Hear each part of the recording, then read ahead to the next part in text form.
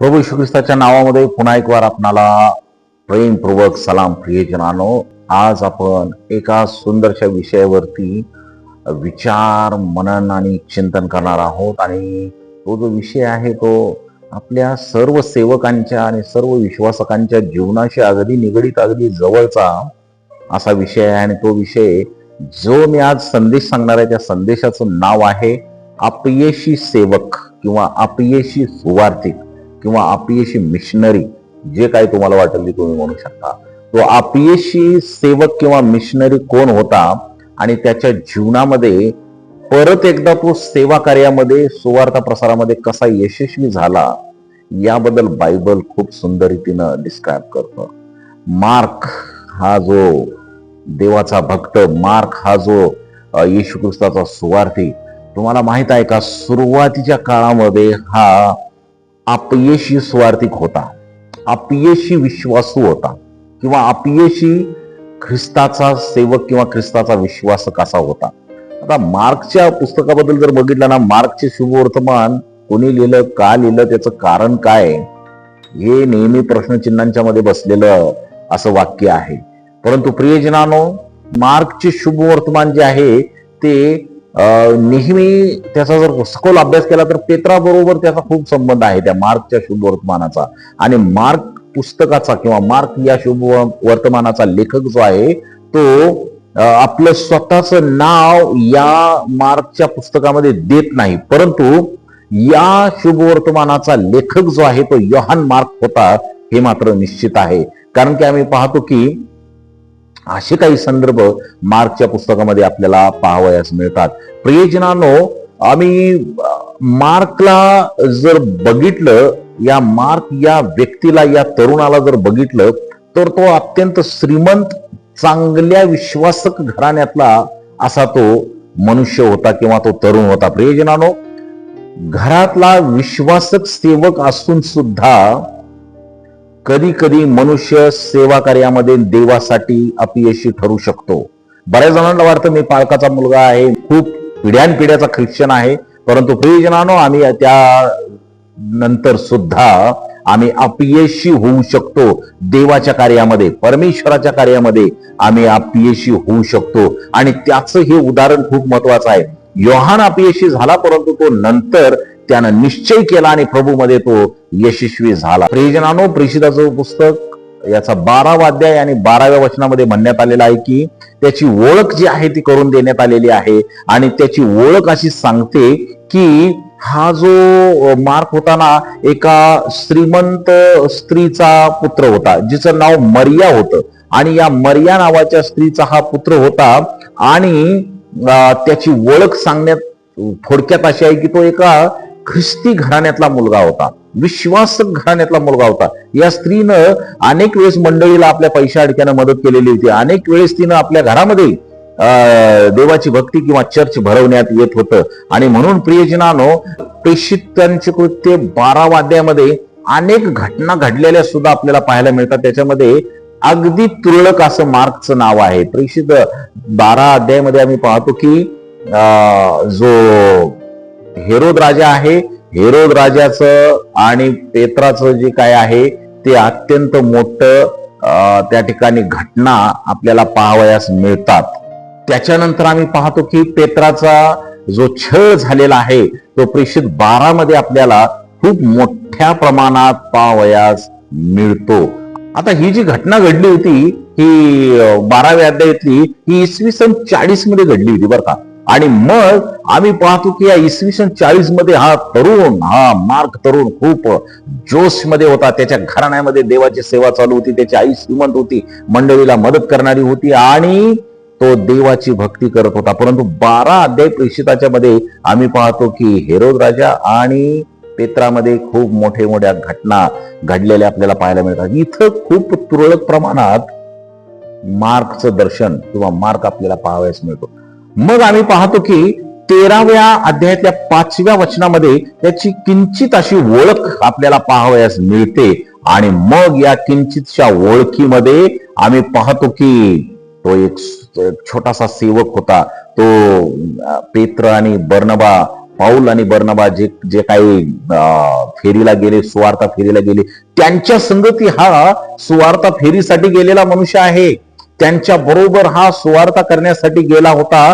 परंतु आम्ही लगेच जर 13वा अध्याय आणि 13वं वचन जर बघितलं तर या 13व्या वचनामध्ये तिथपर्यंत त्याचा काही उल्लेख नाही, परंतु 13व्या वचनामध्ये हा फेरी, सुवार्ता फेरी, देवाचं कार्य, परमेश्वराचं कार्य अर्धवट सोडून परत आलेला आपल्याला पाहावयास मिळतं. म्हणजे देवाच्या कार्यासाठी गेला आणि ते काम अर्धवट सोडून परत आला. अनेक पास्टर्स, पालक, अनेक सेवक मी पाहतो, अनेक मंडळीतले अनेक लोक आम्ही पाहतो की देवावरचा विश्वास अर्धवट सोडून ते परत येतात, ते परत माघारी फिरतात, परत देवाकडे पाठ फिरवतात. इस्रायल लोक असेच करत होते, देवापासून आपली पाठ फिरवत होते, देवापासून ते दूर नेहमी जात होते. देव त्यांचं मागं फिरणं बघत नव्हता, तर त्यांच्या जीवनामध्ये एक विश्वास वाढावा यासाठी सतत देव परमेश्वर इस्रायल लोकांच्यासाठी कार्य करत होता.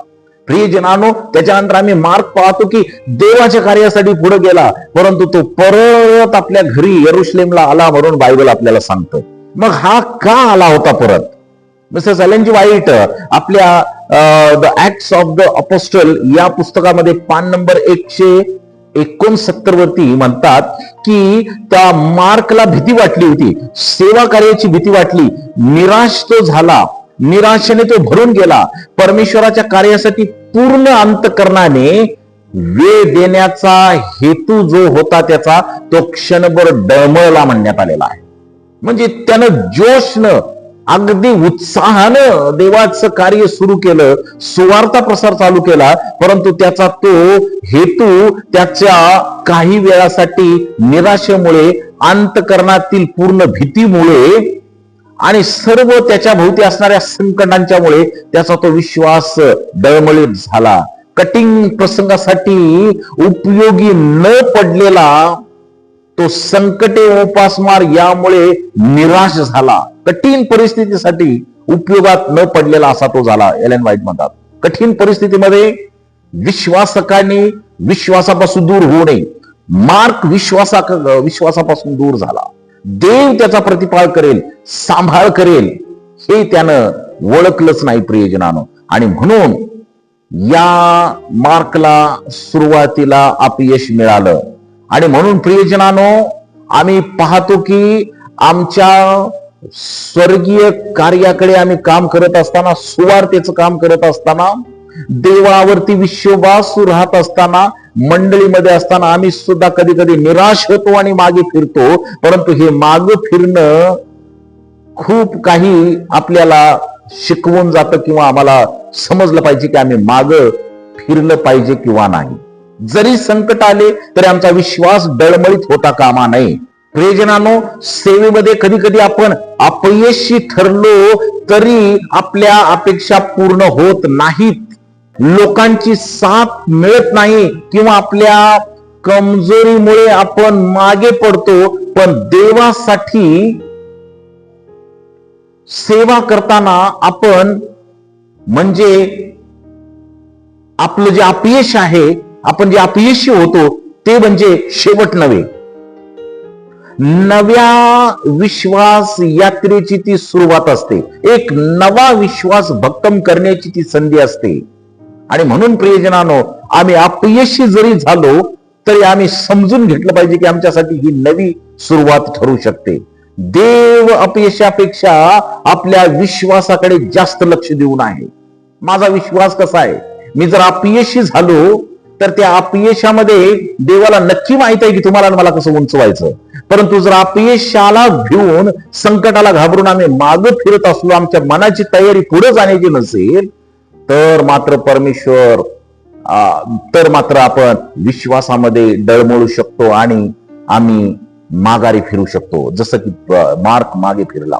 दुसरे कोरिन्थियस पत्र याचा 5वा अध्याय 7वं वचन खूप मोठ्या प्रमाणात आपल्याला मार्गदर्शन, कारण आपण दर्शनाने नव्हे किंवा दर्शनाने नव्हे तर विश्वासाने पुढे चालत असतो असं वचन आपल्याला सांगतं.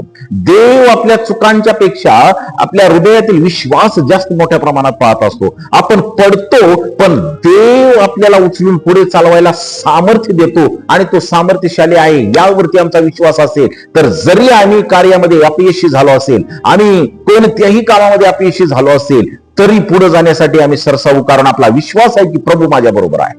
परमेश्वराची कृपा आपल्याला पुन्हा उभी करत असते. देव त्याच्या कृपेने आपल्याला पुन्हा उभा करतो, कारण वचनामध्ये 2 कोरिंथपत्र 12 9 असं सांगतं, माझी कृपा तुला पुरेशी आहे कारण माझे सामर्थ्य दुर्बलतेमध्येच पूर्ण होत असते. परमेश्वराचं सामर्थ्य आपण जेव्हा विश्वासात दुर्बल असतो त्यावेळेस पूर्ण होत असते असं बायबल आपल्याला शिकवतं. अपयशामध्ये सुद्धा देवाची कृपा कार्यरत असते. जिथं आपण कमजोर आहोत, जिथं आम्ही कमजोर पडतो, तिथे देव आपले सामर्थ्य प्रगट करतो आणि आपल्या संगती उभं राहतो. म्हणून अपयशामधून सुद्धा पुढे पुढे सरकत राहणं, पुढे पुढे चालत राहणं, अपयशातून शिकून काहीतरी शिकून पुढे सरकत राहणं हीच खरी आपली देवाप्रती सेवा आहे. प्रियजनांनो, आजच्या जे वचन आहे त्याच्यासाठी मी सुवर्ण वचन असं निवडलेलं आहे की नीतिसूत्राचा 24वा अध्याय 16वे वचन मी तुमच्यासाठी ते वाचून दाखवत आहे. कारण धार्मिक 7 वेळा पडला तरी पुन्हा उठतो, पण दुर्जन अरिष्ट आल्याबरोबर जमीनदोस्त होतो किंवा होता. प्रियजनांनो, आम्हाला यातून खूप मोठा संदेश आहे. देवाला परिपूर्ण सेवक, अगदी परिपूर्ण असा सेवक नाही पाहिजे, तर नम्र व समजून घेणारा, शिकणारा सेवक आवडतो. अपयश आपल्याला तोडण्यासाठी, मारण्यासाठी नाही तर घडवण्यासाठी, आपल्याला आकार देण्यासाठी येत असतं. आणि म्हणून देव तुमच्या कामात पूर्णपणे, तुमचं काम पूर्ण करण्यासाठी, तुमचा विश्वास पूर्ण राखण्यासाठी देव तुम्हाला सहाय्य करेल. म्हणून प्रियजनांनो, आम्ही विश्वासात कधीही कमजोर असलं नाही पाहिजे. देवाने जे कार्य तुमच्यामध्ये सुरू केलेले आहे ते तो अर्धवट सोडत नाही. देवाचा विश्वास कधीच अपयशी ठरत नाही. आणि म्हणून प्रियजनांनो, सेवेमध्ये अपयश आले तरी थांबू नका, अपराधीपणात अडकू नका. देवाच्या विश्वासावर भरोसा ठेवा, पुन्हा उभे राहा आणि पुढे पुढे चालत राहा. कारण देव अपयशी सेवकामधूनच विश्वासू आणि यशस्वी सेवक तयार करत असतो. नंतर आम्ही पाहतो की मार्क जरी अपयशी झाला होता तर पुन्हा एकदा यशस्वी सेवक झाला. ते मी तुम्हाला पुढच्या वचनामध्ये किंवा व्हिडिओमध्ये सांगतो. देव बाप तुम्हाला आशीर्वादित करो. देव तुमची काळजी घ्या. आमेन.